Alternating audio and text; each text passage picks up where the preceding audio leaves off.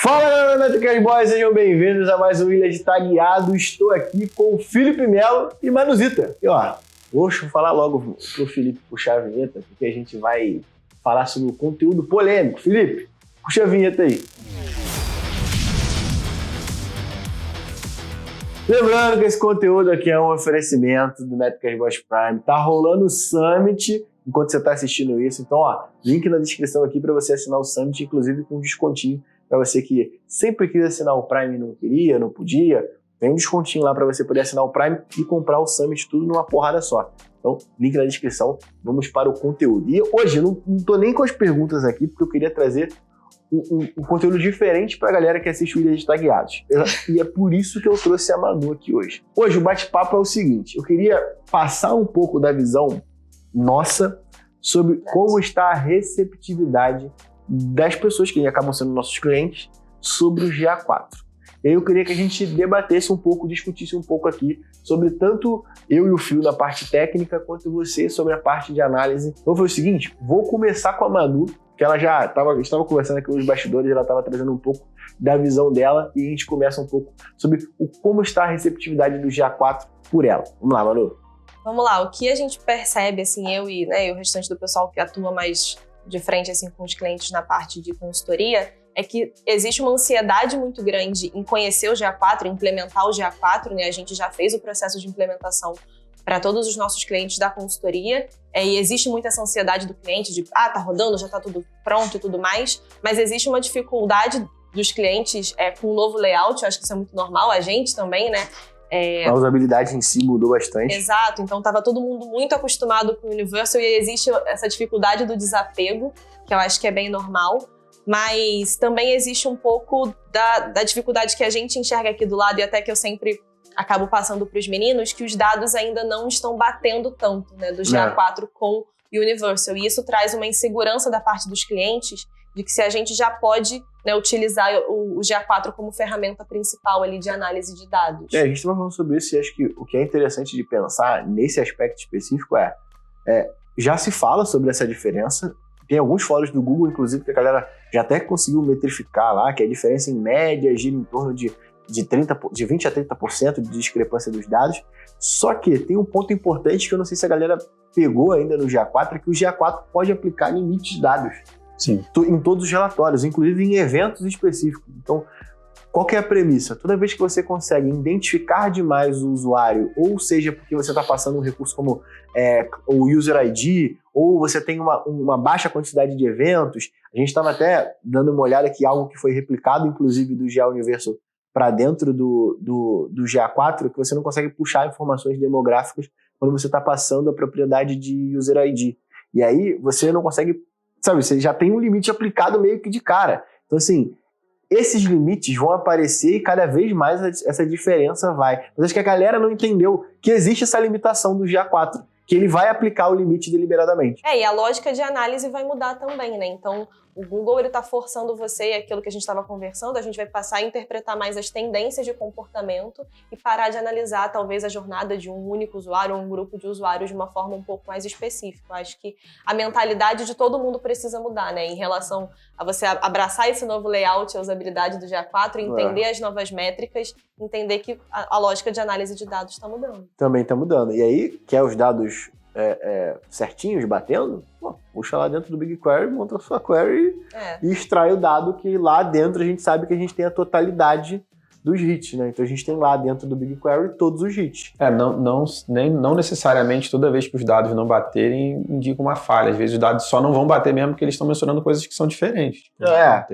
Tem esse ponto, mas acho que o que é principal, que eu sinto, que é esse mesmo sentimento da Manu, é que a galera, quando bate o olho e vê que o Universal não bate com o GA4, o cara chega e manda mensagem falando, pô, Luciano, as minhas compras não batem com o GA4 e com o Universal. O que está acontecendo? Cara, você abre o relatório lá e você vê que ele está com um limite de dados aplicados. Então, tipo, por padrão, a primeira cara, tá com limite de dados aplicados, e aí a gente explica os motivos, que a gente já falou aqui, inclusive acho que tem post na MB falando sobre isso, que são os motivos que, inclusive, afetam os relatórios na hora de você puxar. Mas aí agora eu queria entender um pouco sobre a parte um pouco mais técnica, assim, que a gente está enfrentando de barreira na parte de implementação por parte dos clientes. Sim. Cara, eu acho que um detalhe assim, que a gente conversa bastante com os clientes, a gente fala pra caramba no Prime, fala até aqui nos nossos conteúdos, é que quando a gente começa uma auditoria, a gente parte do início do plano de mensuração, né? A parte de mensuração, o que você quer mensurar de fato do GA4 para o Universal Analytics é bem diferente. Assim, a gente está, de certa forma, acho que o mercado precisa amadurecer quanto a isso, porque imagina que o cara tem ali 50, 60 eventos de interação hoje implementados no Universal Analytics e, pô, ele não vai passar isso tudo para o GA4, sabe? Os eventos do GA4 eles são mais restritos, eles estão ali para responder perguntas. Não aleatoriamente, tipo, pô, vou coletar todos os tipos de dados, porque vai que eu preciso disso daqui a 2 anos. Até porque talvez no GA4 você nem tenha esses 2 anos. Né? Não, por padrão você já não tem, né? Pois por padrão você já não tem. Então, assim, é foda, porque tipo, esse lance da implementação traz um ponto que a gente sempre bate aqui, que é o plano de mensuração. E aí, Sim. Fazendo uma análise dos nossos clientes que já migraram, e hoje os clientes de consultoria já migraram todos. A gente tem 2 clientes que a gente está montando o plano de migração e o outro está no meio do plano de migração. Porque o nosso plano é bem isso mesmo, é pegar no cru, tipo, a gente tem isso aqui. Uhum. O que disso é importante pra gente jogar aqui? Porque tem muita coisa que não faz sentido. A gente tem feito algumas coisas que acho que pode ficar de dica aqui pra galera, já deve ter até algum outro conteúdo sobre isso quando você estiver assistindo esse no nosso YouTube, que é, primeiro passo, vamos aproveitar para fazer uma limpa de todo mundo que tem acesso a sua propriedade, a sua Sim. conta do Google Analytics. A gente está falando de uma ferramenta que está aí 15, 20 anos implementando e mensurando informações, desde lá do Classic Analytics, da versão do Classic Analytics, tem uma porrada de gente que tem acesso a propriedades que não deveriam ter. Então o primeiro passo é vamos limpar aquilo daí tudo. E a gente fez isso inclusive com um cliente, vou dar até um salve para a Bia, a gente trocou uma ideia lá no E-Commerce Brasil, que ela estava falando que para ela isso foi muito bom assim dentro do processo de migração. A gente sentou, listou todo mundo, removemos todo mundo que tinha acesso à propriedade. Não só a propriedade, a conta. Contrato que já acabou, Sim. nego que já saiu da empresa e que tinha acesso com e-mail pessoal. Sim. Isso parece muito óbvio às vezes, mas não é nada incomum a gente pegar cliente que tem, tipo, sei lá, 20, 30 pessoas acessando aquele container no GTM, por exemplo. Se pegar cliente grande, até mais. Pô. Isso. E pegando um gancho, uma coisa que a gente já está alinhando com os clientes, a gente faz toda essa parte de implementação, né? Só que existem outras agências dos clientes que fazem implementações também. Sim. Então, além de remover quem não tem acesso, quem não deve ter acesso, acho que é importante também, são essas pessoas que vão ter acesso, vamos alinhar isso juntos, porque acaba Sim. que a gente implementa um evento de interação a pedido do cliente ou para uma análise nossa e uma agência diferente vem e implementa o mesmo evento de uma forma diferente para ele captar os mesmos dados para a análise dele. Isso para o GA4, né, já não deveria acontecer no Universal, mas para o GA4 não pode acontecer. Exatamente. Então, esse alinhamento é muito importante também, além de tirar as pessoas que não devem ter acesso, né, as pessoas que vão ter acesso, vamos conversar e sentar na mesma, né, colocar tudo na mesma página e é isso que a gente vai mensurar. Mas aí a gente sempre volta num ponto que a gente bate aqui, principalmente no Ilha de Tagueados e no YouTube da Métricas Boas, que é a porra do plano de mensuração. Sim. Sabe? Então, tipo assim, o plano de mensuração, a gente vai definir o que a gente vai traquear, o que vai ser evento personalizado, por quê? Poxa, eu não vou medir compra com um clique no botão. Porque se o usuário clicar 15 vezes na porra do botão, eu vou gerar 15 eventos e eu vou ter que deixar o Google Analytics lidar com isso. Então, poxa, vamos fazer o seguinte, vamos implementar isso de uma forma um pouco mais dura até. Eu vou colocar lá direto no código. Então, toda vez, lá dentro do código, o código ele executa assim, ó, de cima para baixo, da esquerda para a direita. Então, eu vou colocar na linha em que o retorno de sucesso, que a compra foi realizada, dizendo que, ó, agora eu quero mensurar uma compra. Por quê? Eu vou garantir que, primeiro, só vai chegar ali dados validados, que eu vou levar para dentro do GA apenas dados validados, e aí a gente gera uma documentação técnica em cima dessas macro e micro conversões.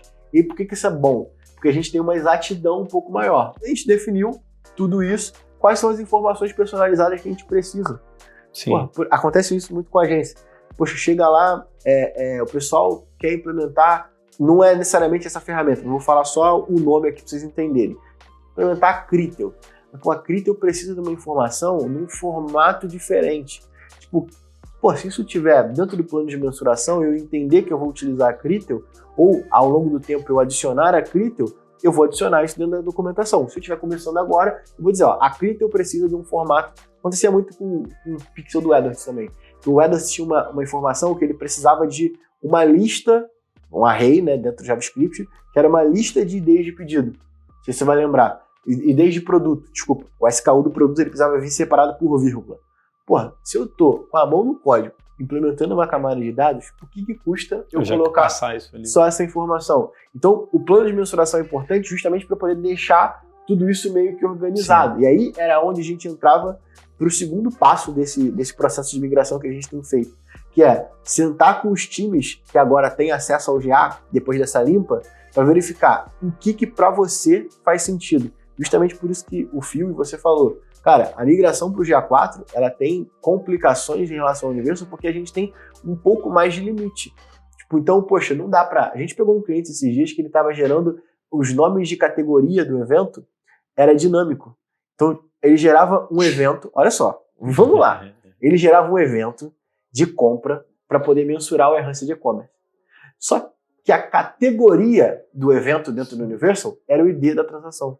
Ou seja, se ele vendeu 500 produtos, ele gerou 500 eventos diferentes numa mesma ação. Sim. Então, isso daí, dentro do GA4, é importante a gente falar que vai esbarrar no limite. Porque dentro do GA4, se eu utilizo o ID, que é um valor dinâmico que muda de acordo com a informação do usuário, de acordo com cada compra, se eu uso isso como parâmetro que vai definir o texto, né, o texto que vai definir o nome do evento, eu estou gerando 500 eventos.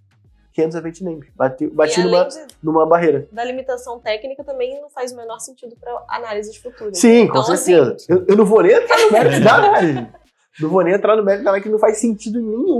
Sim. Mas o cara, às vezes, só por um erro de implementação, acaba esbarrando numa peça fundamental. E aí a gente sentava com os caras, eu lembro bem desse case específico, porque a gente sentou com os times, e a gente chegou e eu chegava e fazia a pergunta pro cara que era a seguinte, para todos os times eu fiz a mesma pergunta. Você chega na segunda-feira, você precisa olhar os dados dentro do Google Analytics, dentro do Universal. O que você olha? Aí o cara chorava a pitanga dele lá. Poxa, não, eu olho a origem mídia para poder ver não sei o quê. Ah, eu tenho um evento que eu implementei, que de scroll, que eu analiso, porque eu subo umas landing page. Beleza. Documentamos tudo que eles estavam analisando, porque isso aqui tem que ser migrado para o GA4. E ainda fiz uma pergunta ainda. Qual o relatório que você gera lá para o teu diretor?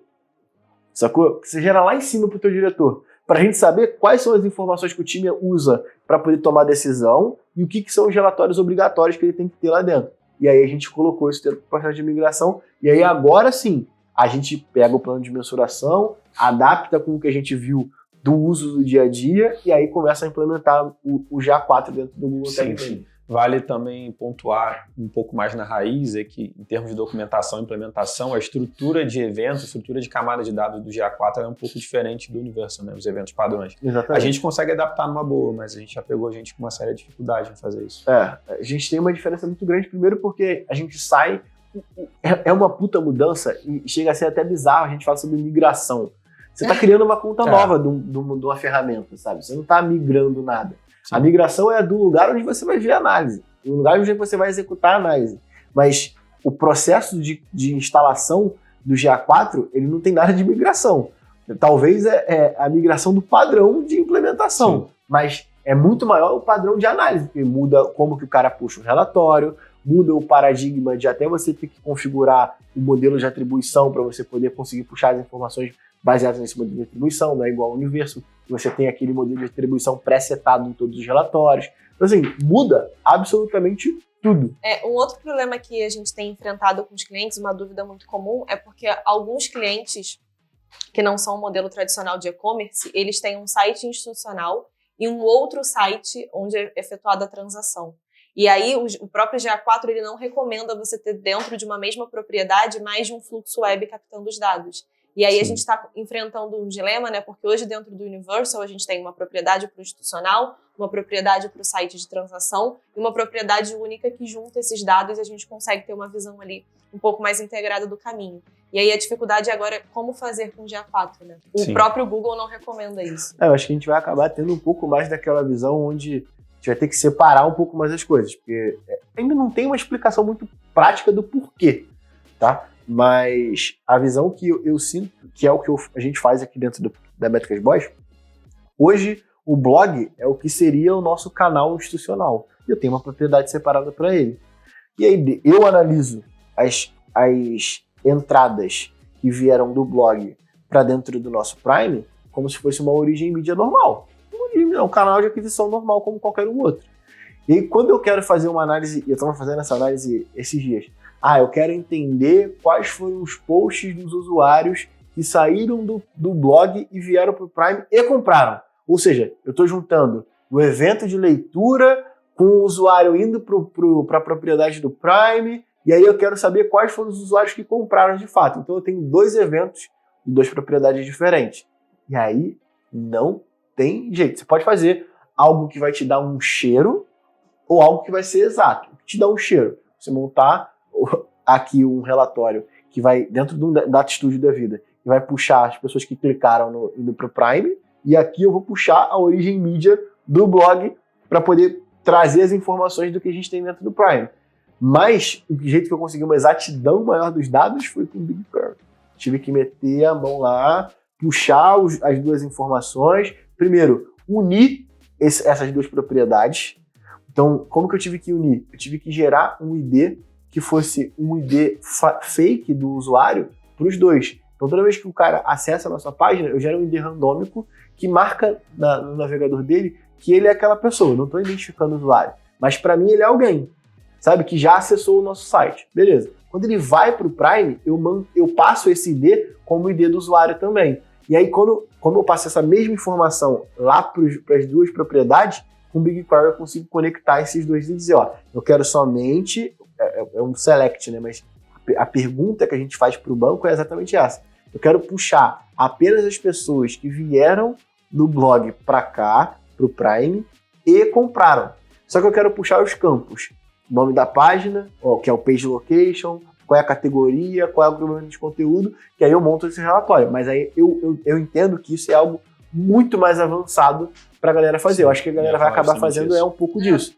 Ele vai fazer, direto no Data Studio e separadamente puxando as informações. Não vai ter muito o que fazer. Falamos de tudo? Acho que das principais, assim, né? Porque conceitualmente é diferente. Por exemplo, isso que a gente estava conversando agora também tem um pouco a ver a questão de vista, né? Propriedade vista. Não existe isso no GA4, que a gente fala sempre. Então, são as propriedades únicas, que é algo que a gente já faz. Que é algo que os clientes também, inclusive, sempre perguntam. E que vai ser um desafio também, né? Porque sempre tem aquela solicitação de cria uma vista para a agência X, para a ferramenta Y, e a outra coisa que beleza. a gente não tem filtro de dados. A propriedade do GA4 ela tem o fluxo de dados, mas o fluxo de dados não é uma vista. É outra parada, não substitui, sacou? Não é um novo nome para a mesma coisa, não é. Exatamente. É um conceito diferente. Bem, finalizamos esse episódio. O link do Summit está aqui e até a próxima semana. Valeu! Valeu. Valeu!